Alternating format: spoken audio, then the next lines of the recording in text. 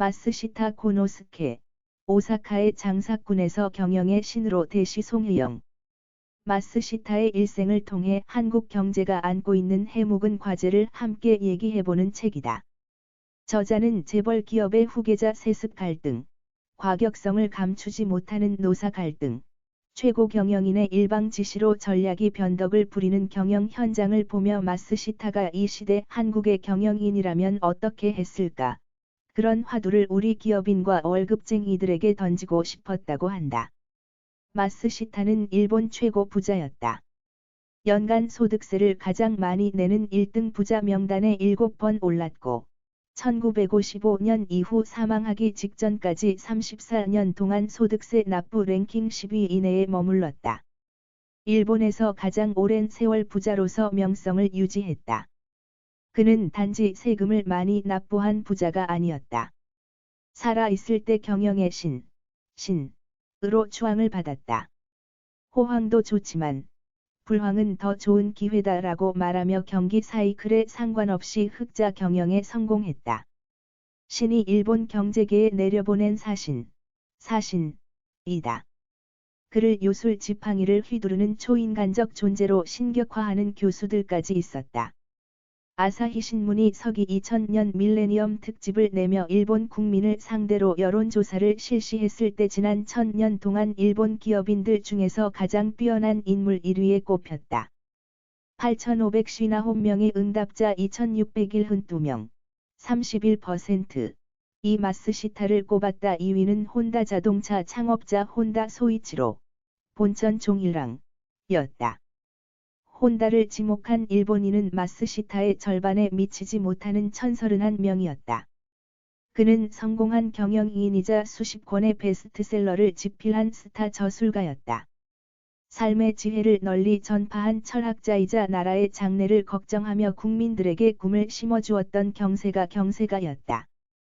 100여 개 신상품을 개발한 발명가이면서 노사화합, 이익의 사회 환원 등 많은 측면에서 기업인의 모범이었다. 사망 후 3조 5천억 원 이상의 유산이 나왔으나 대부분 파나소닉 관련 보유 주식이었다. 집 이외 목 좋은 곳에 다른 부동산이나 해외 계좌, 특이한 금융 상품 같은 것은 없었다. 기부와 사회공헌 활동에 많은 개인 돈을 헌납한 결과였다. 이 시대 살아있는 경영의 신으로 통하는 이나모리 가즈오 명예회장을 비롯한 많은 경영인들이 그를 닮고 싶어 했다.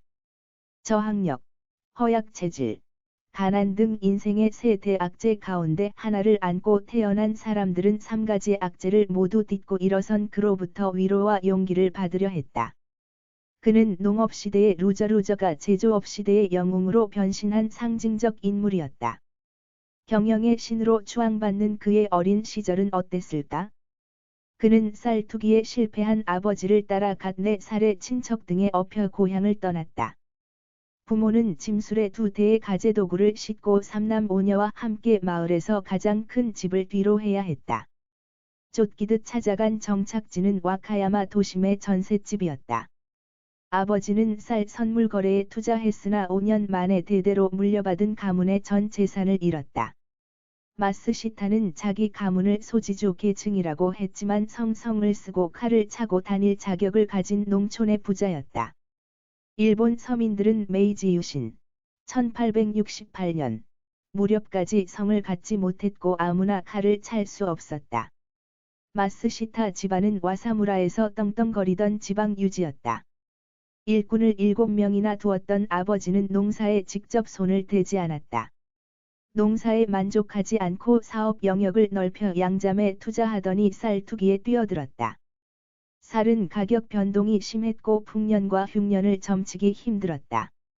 개미 투자자에 불과한 아버지는 오사카 큰손 투자자와 힘겹게 대결해야 했다. 투기판에서 아마추어 투자자는 참패할 수밖에 없었다. 마쓰시타 아버지는 지방의원 선거에서 2번 연속 당선됐고 현지 주민 행정을 맡은 책임자 자리까지 올랐던 분이었다. 부잣집 막내로 아무 걱정 없이 안락한 인생을 보낼 것 같던 고노스케는 아버지의 투기로 인해 수렁으로 추락했다. 아버지는 짐술에 2대의 가재도구를 싣고 그중 한 대는 직접 끌었다. 아내와 아들, 딸은 수레를 밀었다. 이사하던 도중 이웃 동네에서는 죽과 야채 절임을 얻어먹었다. 지방 귀족이 한 끼를 얻어먹어야 하는 처지로 돌변했다. 폐가망신도 그런 폐가망신이 없었다. 일본 초등학교는 당시 4년제였다. 졸업을 넉 달쯤 앞두고 그는 오사카 화로점의 점원으로 취직해 집을 떠났다. 고작 9살 코 흘리게였다. 엄마와 같은 이불에서 잠을 자며 어리광을 떼지 못했다. 첫 직장인 화로점은 난방용 화로를 판매하는 점포다. 매일 주인집 아이를 돌보며 화로를 닦고 청소와 잔심부름을 맡았다. 숙식을 해결하는 대신 푼돈을 받았다.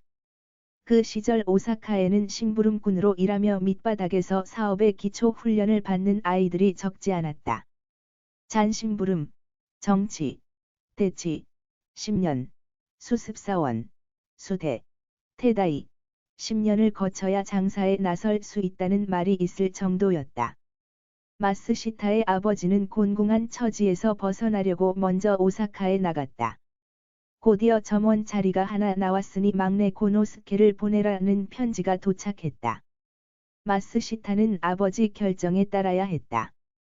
가녀린 등의 옷 한 벌 달랑 담은 보찜을 메고 기노가와 기차역에서 어머니와 헤어져야 했다. 훗날 그는 이날의 이별을 눈물범벅이었다고 회고했다.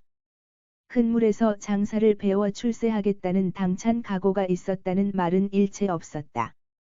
그저 어머니와 헤어지는 막내둥이의 슬픔이 그를 지배했던 것 같다. 거기서 그는 농업에서 참패한 아버지와는 완전히 다른 공업에 몸을 던졌다. 산업혁명의 태풍을 완전히 자기 것으로 만들며 최고의 탑을 쌓았다. 마스시타는 센바 시대에서 기업인으로서 하지 말아야 할 행동거지와 바람직한 처신을 배웠고, 기업의 사회적 사명을 알았다.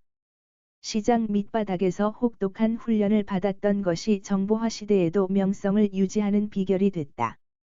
센바는 오사카의 중심이자 일본 경제의 축소판이다. 은행과 증권회사 지점이 즐비하고 번듯한 빌딩이 몰려 있다. 센바는 운하 덕분에 역사적으로 교통요지였다. 야채, 생선, 쌀, 과일부터 수입 한방약까지 공급해온 덕에 일본의 부엌이라는 별명을 갖고 있었다. 이후 산업혁명을 주도하는 공장 본사가 많아지자 일본의 공장이라는 평가를 들었다. 마스시타 고노스케는 사업의 기본은 센파 대학에서 다 배웠다고 했다. 때로는 센파 학교라거나 센파 도장이라는 말을 썼다. 센파 학교가 따로 있는 것은 아니다. 센바 밑바닥에서 말단 점원으로 일하며 사업의 기본 이치를 배웠다는 뜻이다.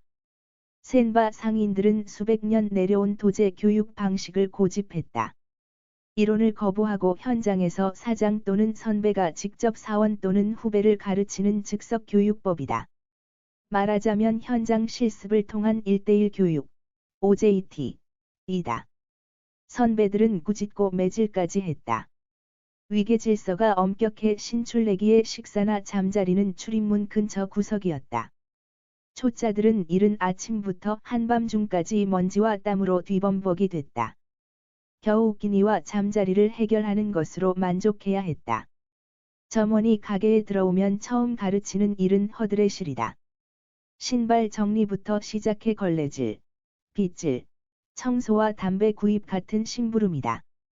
상품 진열을 반듯하게 해야 했고, 더운 여름에는 가게 앞 도로에 수시로 물을 뿌렸다. 대부분 단순 노동이었다. 경제 강의보다는 예의범절이 훨씬 중요한 과목이었다. 손님이 들어오면 너도 나도 어서 오십시오를 외치며 반가워하는 분위기를 만들어야 했다. 손님이 보지 않아도 허리를 깊이 숙이라고 했다. 고객 집에 심부름을 가서도 신발이 어지럽게 흩어져 있으면 정리해놓고 와야 했다. 점원들은 고객을 공경하는 존댓말과 자신을 낮추는 겸양어를 입에 박히도록 익혔다. 마스시타는 억만장자가 된 뒤에도 상대방의 말을 중간에 가로채지 않았다. 다들은 뒤 묻고 싶은 것을 묻고 자기가 하고 싶은 말을 했다. 정중하게 인사하는 법, 공손하게 말하는 법, 상품을 소중하게 들고 가는 법을 센바 점원 생활에서 배웠다. 은퇴 후 어느 날이었다. 한 번은 고급 음식점에서 스테이크를 먹다가 돌연 셰프를 호출했다. 함께 식사하던 사람들은 요리가 잘못된 것을 지적하려는가 보다고 추측했다. 셰프가 오자 마스시타는 사과부터 했다. 미안하네. 내가 나이가 들어 이 맛있는 스테이크를 다 먹지 못했네. 맛이 없어서가 아니라 나이가 들고 보니 식사량이 줄어들어 어쩔 수 없이 남겼으니 오해하지 마실게. 음식을 남겨도 따지거나 나무랄 사람은 없었다. 하지만 마스시타는 셰프를 불러 다독였다. 이런 언행은 센바 시절 몸에 익힌 습관이다. 센바 상인들은 점원의 기초 예절 교육이 다 끝나서야 손님을 직접 응대하고 매상을 장부에 기재하는 교육에 돌입한다. 이 때문에 센바의 큰 상점에서 점원, 수습사원을 거쳐 어엿한 정사원, 번투, 반토,으로 승진하기까지는 짧게는 13년, 길게는 20년이 걸렸다는 연구가 있다. 주인의 허락을 받아 독립하려면 거기서 다시 10년 안팎 신뢰를 받으며 묵묵히 헌신해야 했다. 센바 상인은 말단 점원에게만 기초 교육을 강요하지 않았다. 후계자가 될 만한 아들에게는 3세 무렵부터 7세까지 예의범절을 가르쳤다. 가난한 하급 사무라이의 부인을 유모로 채용, 엄격한 예절을 배우도록 하는 상인이 많았다. 후계자가 될 아들에게는 고용된 점원들과 똑같은 위치에 두고 걸레질, 빗질과 신발 정리를 시켰고, 손님과 대화하는 법을 가르쳤다. 후계자에게는 15물결표 쌓인 16세까지 장사치로서 밑바닥 고통을 직접 체험하도록 했던 것이다. 무엇보다 마스시타가 훌륭했던 점은 치명적인 약점을 자신에게 유리하게 활용했다는 것이다. 그는 저항력, 병약, 가난을 거꾸로 자신을 성장시키는 기초 자산으로 여기용했다. 불행의 씨앗을 행복의 나무를 키우는 자양분으로 썼다. 아버지로부터 물려받은 미천이 없었기에 고객과 신뢰 구축에 더 열성을 보였고, 무슨 일이든 치열하게 도전했다. 장사는 한마디로 진검승부야. 상대방을 죽이지 못하면 내가 죽는 거야. 그는 철저한 승부의식으로 경쟁자와 싸웠다. 또 학력이 형편없었기에 언제나 다른 사람에게 묻고 배우는 자세로 사업 영역을 넓혔다. 마스시타는 모든 사람이 나보다 훌륭해 보였다고 했다. 고비 때마다 자신을 낮추고 여러 사람의 의견을 들어 결정한 덕분에 리스크를 크게 낮출 수 있었다. 성공의 90%는 다른 분들이 도와준 덕분이었어요. 훗날 그는 그렇게 자신의 사업가 인생을 평가했다. 마스시타는 19세부터 폐첨 카타르, 폐첨, 커타어라는 폐병 초기 증상을 앓았다. 가래에 수시로 피가 섞여 나왔다. 당시 폐병은 요즘의 암처럼 치사율이 무척 높았다. 그의 여러 형제가 폐병으로 사망했다. 불면증도 그를 괴롭혔다. 창업 후부터 하루 3시간 반 정도밖에 자지 못했고 50세 이후엔 수면제를 먹어도 겨우 4시간을 잤다. 신경이 날카로울 수밖에 없었다. 그는 회사에 출근하지 못하는 날이 많았다. 그래서 자신은 건강 유지에 힘쓰며 부하들에게 권한을 위임한 뒤 책임 경영을 하도록 했다. 듀폰 같은 미국 대기업들이 사업부제를 도입하던 것과 같은 시기에 일본에서 사업부제를 처음 실행했다. 그랬더니 간부 사원들 사기가 오히려 올라가 사업이 더 번창했다. 마스시타의 첫 직장은 화로점이었다. 가스, 석탄 같은 새로운 에너지 자원이 보급되면서 화로점은 사양길에 접어들었다. 석 달 만에 화로점은 문을 닫았다. 다음 취직 자리가 자전거 판매점이었다. 자전거 상회는 그 시절 첨단 상품을 파는 신형 비즈니스였다. 그는 일생에서 가장 인상에 남는 인물을 꼽아달라는 언론사의 요청에 서슴지 않고 고다이 오테 자전거 상회 주인을 꼽았다. 고다이 가게에서 6년간, 실제는 5년 4개월, 배운 것은 인생의 기본뿐만 아니라 구체적으로 장사를 추진하는 방법까지 모두 헤아릴 수 없고, 말로 다 할 수 없다. 그 가게에서 어르신과 사모님께 실로 따뜻하면서도 엄격한 지도를 받으면서 나도 모르게 상인의 길이란 무엇인가를 체득했다. 그 덕이 크다. 자전거점 점원 자리는 아버지가 챙겨준 두 번째 일터였다. 고다이 상점은 점원 4~5명을 거느리고 있었다. 그 시절 자전거의 위상은 지금과 전혀 달랐다. 오사카 시내에 자동차는 거의 없었다. 수입 자전거 한 대 값이 150만 엔, 1,500만 원 상당에 달했다. 집 한 채 값을 지불해야 살 수 있는 부잣집 전용 운송 수단이 자전거였다. 고다이 상점은 영국제와 미국제 자전거를 판매하고 있었다. 고다이 자전거 상회는 요즘 업종으로 비유하면 벤츠 같은 고급 수입 자동차 대리점에 해당한다. 막내 아들을 위한 아버지의 선택은 진취적이었다. 농사나 음식점에 아들을 보내지 않았다. 산업혁명의 거센 열기를 느낀 듯 사양업종을 피했다. 첨단 상품을 다루는 곳에 아들을 보내 새로운 땅에서 도전하도록 기회를 주었다. 아버지 덕분에 마스시타는 청소, 심부름을 하면서도 하루 종일 첨단 상품을 매만지며 다가오는 미래에 일찍 눈을 떴다. 마스시타는 고다이 자전거점에서 경영의 핵심 비법을 터득했다. 그에게는 어떤 MBA 스쿨보다 많은 것을 가르친 현장의 교실이 고다이 상회였다. 고다이 MBA 스쿨에 특별한 교재가 있을 턱이 없었다. 매일 아침 5 물결표 쌓인 6시부터 밤 9 물결표 쌓인 10시까지 청소, 정리정돈, 심부름, 고객 응대 같은 현장 실습이 있을 뿐이었다. 따뜻하면서도 엄격한 지도를 받았다는 수레는 조금도 과장되지 않았다. 주인 부부는 일상생활에서는 가족처럼 온화했던 반면 판매, 제품 관리 등 일과 관련해서는 매우 엄격했다. 자전거 상회 근무를 전후로 마스시타의 아버지와 두 형, 누이들이 연달아 사망했다. 그는 집안의 유일한 남자로서 어쩔 수 없이 소년 가장이 됐다. 가게 주인 부부를 부모처럼 의지하고 살아야 했다. 고다이 주인은 사업에서는 엄격한 원칙을 지켰다. 마스시타는 주인으로부터 3번 뺨을 맞았다. 잘못이 있으면 즉결 처벌을 받았다. 그때마다 생각을 고쳐먹고 행동을 바르게 잡아야 했다. 주인은 단골 고객집을 향해서는 함부로 발을 뻗고 자서는 안 된다고 매번 잔소리를 했다. 고객에게 감사하는 마음을 가슴에 품고 살라는 뜻이었다. 주인이 단골 고객 명단을 얼마나 애지중지하는지 몰랐다. 돈을 남기려는 장사꾼은 하급이야. 가게를 남기려는 장사꾼은 중급이지. 단골 고객을 남기려는 장사꾼이야말로 진짜 상급이야. 파나소닉의 고객 우선 경영은 고다이 상점에서 출발했다. 마스시타는 대리점 사장들에게 언제나 이렇게 강조했다. 상품을 사든 사지 않든 점포에 들렀다가 나가는 고객을 향해 저절로 허리를 깊이 굽힐 줄 알아야 한다. 감사하는 마음이 자발적으로 우러나와야 진짜 상인이다.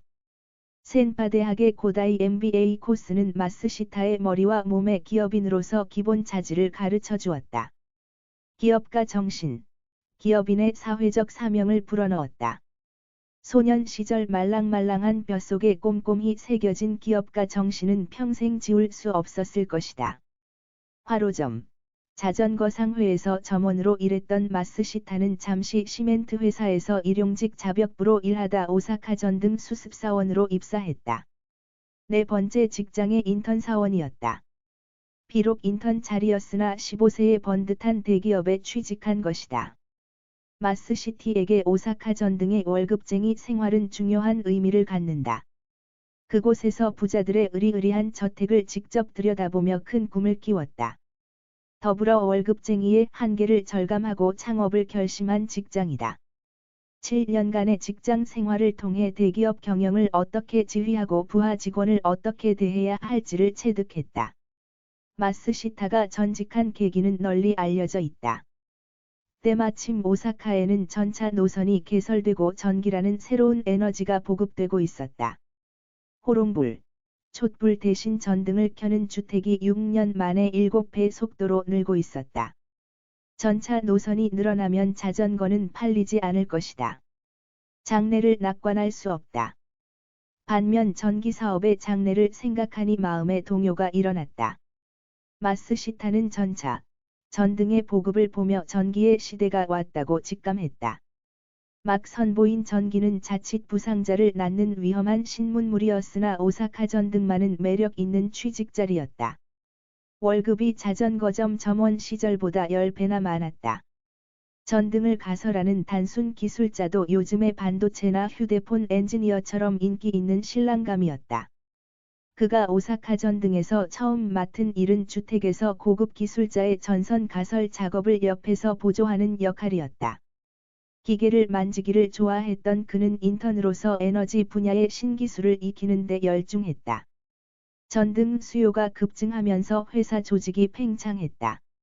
인턴 3개월 만에 직접 전선을 갈고 전등을 달아주는 준사원급 엔지니어가 됐다. 작업하는 날만 임금을 받는 일용 근로자 신분이었으나 안정된 직장에서 수입이 보장됐다. 덕분에 하숙 생활을 끝내고 스루하시 학교 전셋집에서 신혼살림을 꾸릴 수 있었다. 자전거 상회에 이어 오사카 전등은 마스시티에게 또 한 번의 경영학 교실이 되어 주었다. 자전거 상회가 기초 과정을 제공했다면 오사카 전등은 심층 교육 과정이었다. 센바는 신흥 부자들이 쉴 새 없이 솟아나는 샘물이었다. 현장의 전기기술자로서 무엇보다 신흥 부자들이 탄생하는 현장을 자기 눈으로 목격할 수 있었다. 부자의 꿈, 대기업의 꿈을 키우는 기회였다. 그의 인생에서 가장 극적인 도약은 오사카 전등에서 일어났다. 셀러리맨으로서 성장의 한계를 절감하고 창업을 결심한 것이다. 마스시타는 전등을 달아주며 전기 제품에 대한 시장의 수요가 얼마나 강한지를 알았다. 예를 들어 값싸고 튼튼한 소켓을 기대하는 고객 욕구가 강력하다는 것을 파악했다. 여러 종류의 소켓을 기대한다는 점도 피부로 느꼈다. 그는 독자적으로 부품을 모아 새로운 소켓을 만들어 보았다. 첫 발명품이 훌륭하다고 판단해 특허를 출원했다. 어느 날 직속상관에게 발명품을 보여주며 열심히 설명했다. 그러고선 회사 공인 제품으로 선택해달라고 요청했다. 회사 공인 제품이 되면 큰 돈을 벌 수 있다고 믿었다. 그러나 시제품을 들여다본 상관의 반응은 매정했다. 이건 글렀네.